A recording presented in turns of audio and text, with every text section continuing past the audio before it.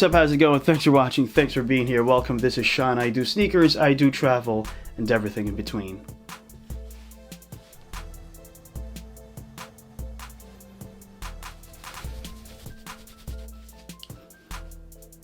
That's shorter and more manageable. Okay, let's get it going. This episode is the LeBron performance line comparison episode, all right? We're going to compare the 17s to the 16s and the 15s, all right? Because they may look similar. Look at the midsoles. They look similar, but they have fundamental differences that we need to discuss. Before we proceed, I'd like to remind you though that feet are different, okay? Strides are different, playing styles are different. I'm a narrow footer with a semi-high arch, and I'm not a slapper, you know, I'm light on my feet. I'm medium built, I'm 150 pounds. I like to run, I like to do laterals. I'm a guard. Sometimes I play forward when I'm kind of lazy on defense. I just choose to play forward. But you know what I mean. Performance reviews have to be only taken as a guide. They're not the end-all be-all. You watch this performance review and what I say is to be taken as gospel. It doesn't work that way. Okay. So another thing before we proceed, Let's take my LeBron 16s first. I have this, okay? I have this, and I have, where's that other one? This, okay? I'm gonna pick only one LeBron 16 to showcase to you, and that would be these ones because they're the closest to the general release pairs. I'm eliminating this from the comparison because it's a LeBron watch sneaker. It's heavier, obviously, because of the plastic components, because of the leather panels here, the TPU on the heel counter. It's just heavier. And this has insane toe box height, so I double up on socks on these sneakers, okay? I won't use these either because they have... so this is the King's Throne. It's a LeBron watch sneaker, again. It has this heavy heel counter over here, right? And they're just made differently. You have this fused material over here on the big toe. So we eliminate this sneaker. So we're gonna use this. This is the closest we get to the general release pairs. Yeah, let's begin. So let's take a quick look at the 17s first. These released in October, very fresh, October 10th. There's two other colorways available in the Philippines. You have the Man in Arena, that's the Oreo colorway, that's the gray, black and white colorway. There's also the Futures that released a few days ago from the publication of this video. This was the first to drop, at least on the Nike website, on the Nike Philippines website. So I have this, and we're going to compare this to the 16s and the 15s. So this is how it's going to be: 17 versus 16, 17 versus 15. There's already one huge difference between the 17s and the 16s when it comes to the uppers. All right, the 17s carry the knit posit uppers, so that's basically fly knit with the heat-treated yarn. You see these colored parts here? These are the knit posit components. They're harder, and they're supposed to serve as protection for your foot, and they stabilize the uppers as well. 16s have this Battle Knit 2.0 upper construction. It's a thick kind of fly knit, you know, and Battle Knit 2.0 required special machines. They actually had to use a totally new machine to build the Battle Knit 2.0 uppers. So both carry special uppers, but because it's a comparison, I have to pick one, right? Is that how it's going to be in this video? Okay, let's do that. Uppers have to do with containment and weight. All right, and how they hug your feet. I'd pick the 17s over the 16s because with these 16s, I'd have to double up on socks just to get that right fit, you know, so my foot wouldn't slide inside. The problem I have with 16s in general is toe box height. All right, I showed you two other LeBrons. Those are worse, and these would be the best in the bunch of my 16s when it comes to toe box height, right? But they're still high, and I'd have to double up on socks, and I'd have to tighten the laces. With the 17s, they're perfect. Single layer of socks, my toes are in place, they're not wiggling, my foot is not sliding in the shoe. There's one thing I need to call out though in the 17s. It's the tongue, all right? If you've seen my performance review, the title of the performance review, if I'm not mistaken, is almost messed up my ankle, and that's true. This is the left shoe. I almost blistered my left ankle bone because this tongue is super hard, all right, and it pinched my inner ankle bone. It bit my inner ankle bone. I corrected it by lacing it up to the top here and tightening the top a little bit, so it was hugging my ankle, so it disappeared. But nevertheless, there was a problem in the beginning, which I did not have with the 16s. I love the tongue system. I love the lacing system of the 16s in a sense that it's not a real tongue, it's more of an overlay. You know, I like how this is on top of the sneaker. See what I mean? It's on top. So even if you tighten the laces won't pinch your instep, it won't bite your foot.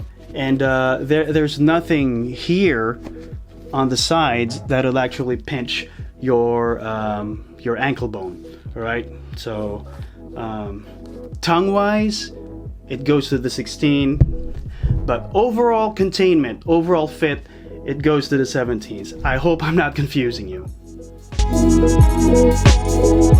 Okay, let's now get to the soles. The soles are responsible for your traction and impact protection. This sits on this huge Air Max bubble, okay? Yeah, let's do impact protection first. This did the job, obviously. LeBron's a big guy, he's a freight train, so he needs the cushioning. I don't need the kind of cushioning that LeBron does, but this works for me. What's compromised though is court feel, all right? This is Max Zoom Max. I may have them interchanged, just correct me. This is also super high off the ground, all right? It's a combination of Air Max and Zoom. So Air Max, you see this huge air bubble there, and if you look closely through the Zoom, I mean through the Air Max window here, you'll see the Zoom fibers, right? Triple segment Zoom, heel, midfoot, and forefoot. You don't get the court feel that you need if you need court feel, right? So drop that. This is all about cushioning. They're different, all right? These are two different cushioning technologies, but to me, I didn't really feel the difference, you know. This is Air Max. This is Air Max 2. This is a 270 air bubble. It's super high, but high is high, I guess.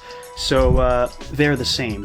No one technology is better than the other as far as the 17s and the 16s are concerned. But that's just me. Take it easy if you feel a difference, all right? If you've played in the 17s and you've happened to play it in the 16s and there's a fundamental, obvious, glaring difference for you, let me know. But that's you, and this is me.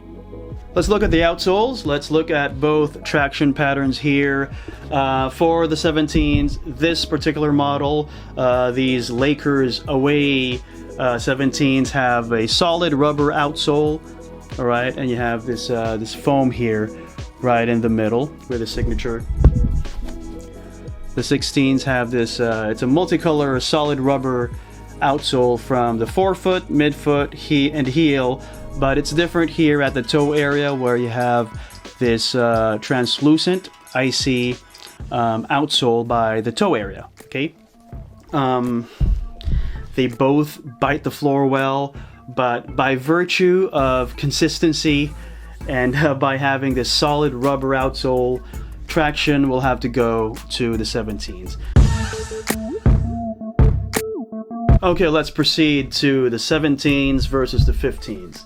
Okay, the 15s came out in 2017. That was 2 LeBrons ago, obviously. this comparison is going to be easy, because I'll tell you right now, I'll tell you off the bat, the 15s are one of the worst sneakers I've ever played in, primarily because of containment. I'm a containment guy. If there's one thing that I look for in a sneaker, it is containment, and these did not deliver. I love the sneaker overall. I love the style. I love the look. They're great to use casually, although I don't really use them casually. They're a versatile, well-crafted sneaker. But I double up on socks when I use these, and I still can't seem to get the fit that I need. You get me? I'm a narrow footer with a semi-high arch. I double up on socks and they get snug, but when I run, when I do laterals, when I land, there's just slippage inside.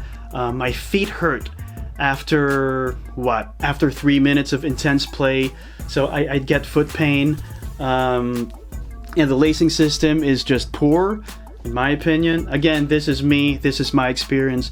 Your experience may be different. Let me know in the comments.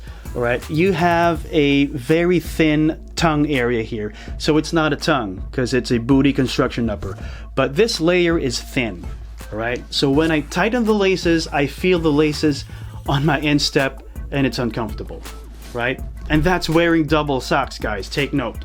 All right, so you have this, you have these scales here that serve as some kind of padding, but it still isn't enough. So containment, it goes to the 17, obviously.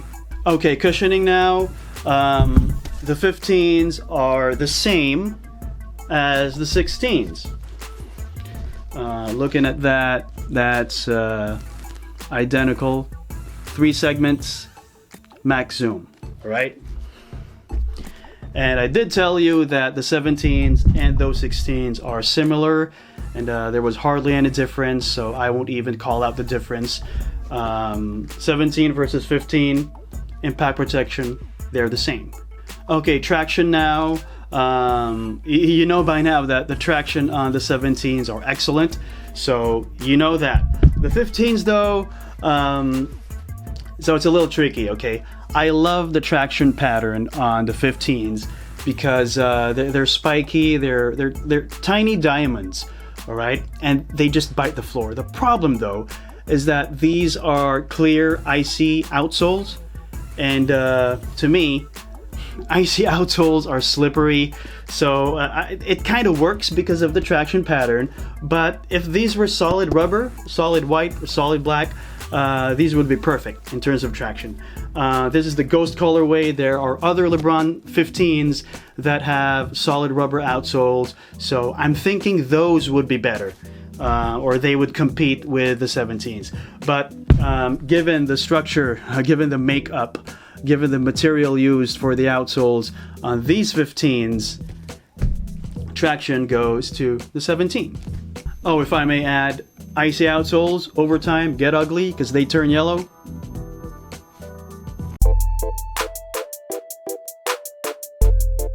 All right, so you've seen the 17s, the 16s, and the 15s.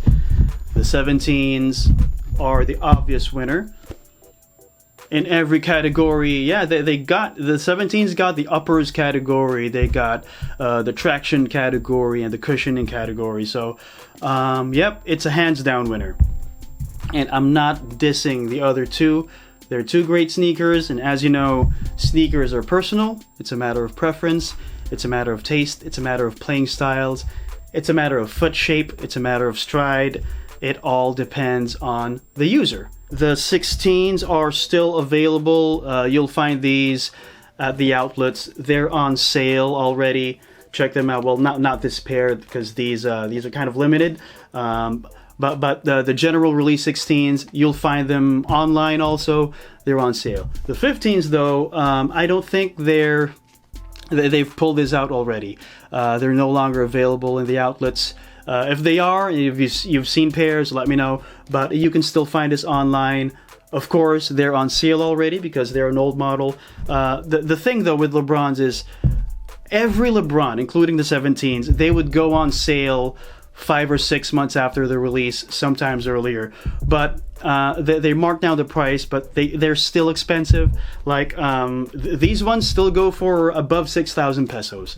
All right, if you find 15s online, they're probably going to be 5,000 pesos at least. So they're not as cheap. But if you're a LeBron fan, if you're used to playing in LeBrons, well, why not go for the previous year's releases, right?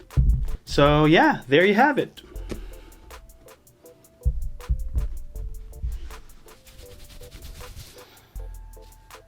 All right, that's better. And that's all the time we have for this episode. Remember, your value as a person is not measured by what's on your feet. Be kind. That's more important than sneakers. I'll see you next time.